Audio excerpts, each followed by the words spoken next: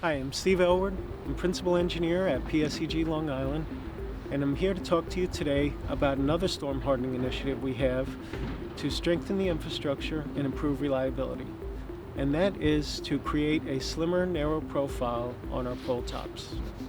So typically we have an 8-foot cross arm on the system with a flat profile, and tree branches tend to get hung up on those wires and cause an outage.